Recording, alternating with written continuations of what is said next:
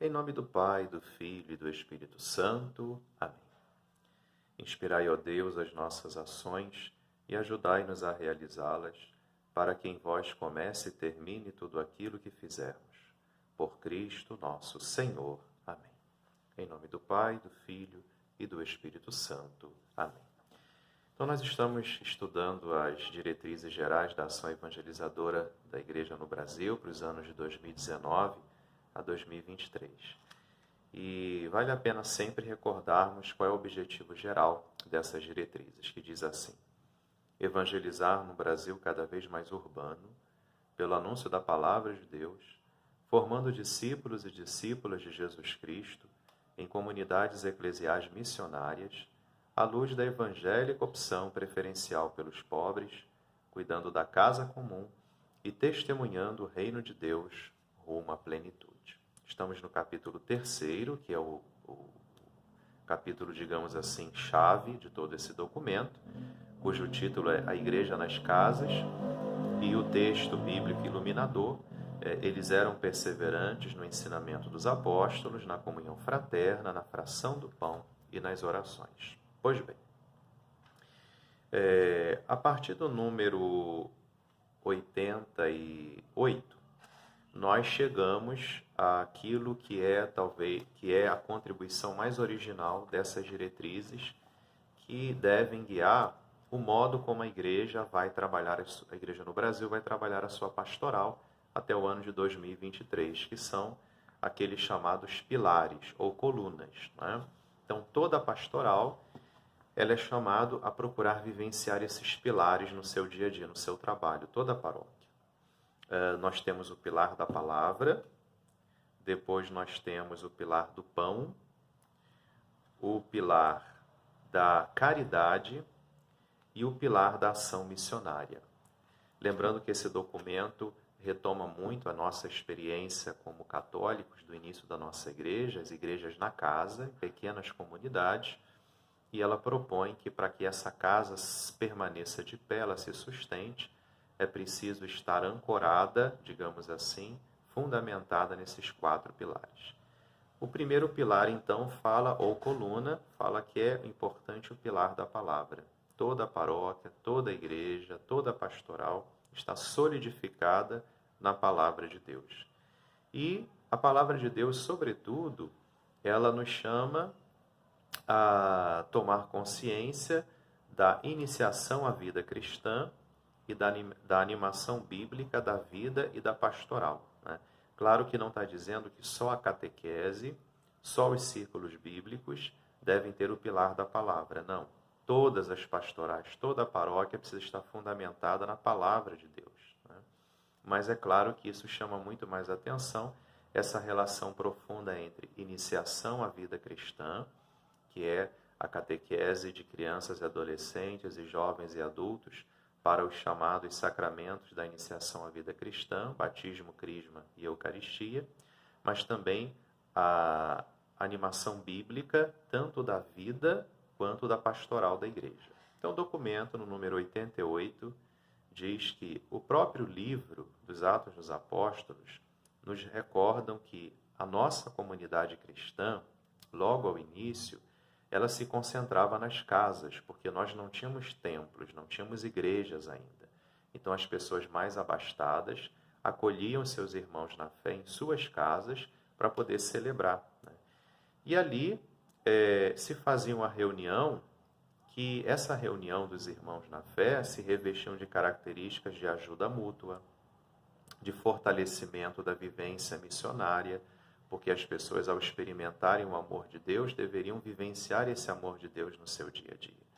E os cristãos se reunindo nessas casas, eles ouviam juntos a palavra de Deus e, iluminados por essa palavra, procuravam discernir a experiência de vida em Deus, onde a sua vida deveria ser toda voltada para o conhecimento e para a glória de Deus, né? E no caminho, então, dessa experiência de fé, era sempre Deus, claro, a comunidade tinha essa consciência, que era sempre Deus quem tomava a iniciativa de comunicar o seu amor e a sua misericórdia.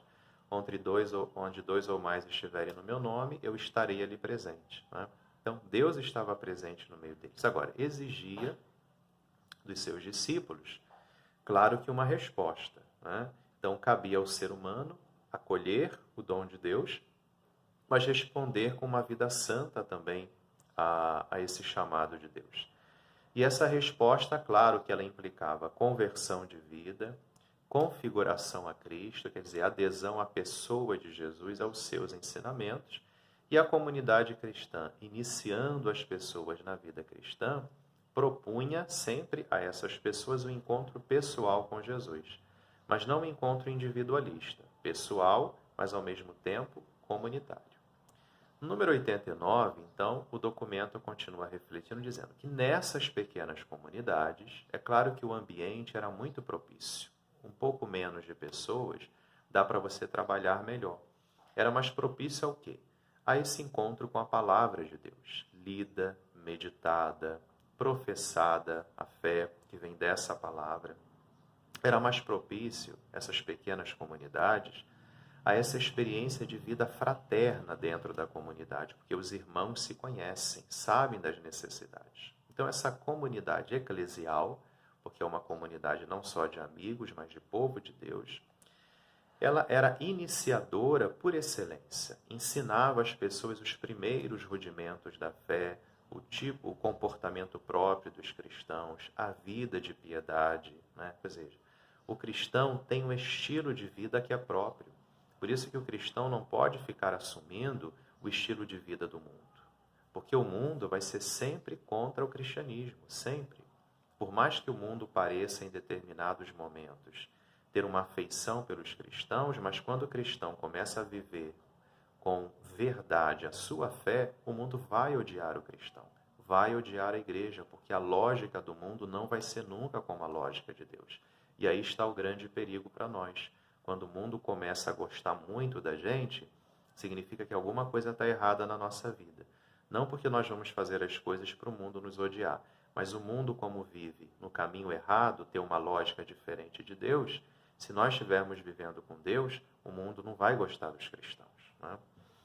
Então, é um estilo de vida próprio que deve testemunhar o amor de Deus pelas pessoas. Amar as pessoas não significa amar os seus pecados. Né? Nós devemos, e os cristãos do primeiro anúncio sabiam disso, nós devemos acolher as pessoas como elas estão, mas elas não podem continuar do mesmo jeito dentro da igreja. É preciso trilhar um caminho de conversão. Eu chego do jeito que eu estou, mas eu só continuo na igreja se eu começar a ser aquilo que Deus quer de mim. Então, esse é o caminho de conversão. Bom, no número seguinte, então, o documento lembra que, na história da nossa igreja, a palavra de Deus e a iniciação à vida cristã estavam profundamente ligadas. Então, esse processo de iniciação à vida cristã, ela precisa estar presente também na formação daqueles que vão ser responsáveis por iniciar as pessoas na nova vida, na fé cristã, que são os nossos catequistas, né? E a iniciação à vida cristã tinha e continua tendo etapas próprias. O querigma, que é o primeiro anúncio. Depois se passa para o catecumenato, que é o estudo da fé cristã. Depois, durante a quaresma, se faz o período de purificação e iluminação para saber se de fato a pessoa quer ser cristã. Depois tem a fase, durante o período da Páscoa, da mistagogia, que é o período onde se reforça ainda mais essa fé. De modo que esse itinerário de formação, ele está fundamentado na Sagrada Escritura, na liturgia da igreja, porque as pessoas precisam participar da igreja para poder continuar o seu processo de iniciação à vida cristã. Elas devem ser educadas na escuta da palavra de Deus, na oração pessoal, mas também para o compromisso para com o irmão. Né? Então, a leitura orante da palavra de Deus é muito importante, diz o número 91, ensinar as pessoas a saber ler a Bíblia, mas em clima de oração, para poder, seja individualmente, seja comunitariamente, perceber os caminhos que Deus deseja para que o homem trilhe e a igreja também, construindo assim comunhão, construindo pontes, como gosta tanto de dizer o Papa Francisco, né? e nos unirmos na verdade que é Jesus, porque para nós a verdade existe, ela é única, se chama Jesus Cristo. De modo que essa leitura orante da palavra de Deus, ela vai ter essa formação discipular, ela vai formar o coração dos discípulos, né? E a palavra muda a vida, dá sentido ao nosso ser, dá sentido ao nosso agir cristão, e o Evangelho passa a ser, então, o critério decisivo do discernimento da nossa vida. Então, que a palavra de Deus seja para nós coluna, fortalecimento da nossa caminhada. Ave Maria, cheia de graça, o Senhor é convosco, bendita sois vós entre as mulheres, e bendito é o fruto do vosso ventre, Jesus. Santa Maria, Mãe de Deus, rogai por nós, pecadores, agora e na hora de nossa morte. Amém. Jesus manso e humilde de coração, fazei o nosso coração semelhante ao vosso. Fiquem na paz de Deus.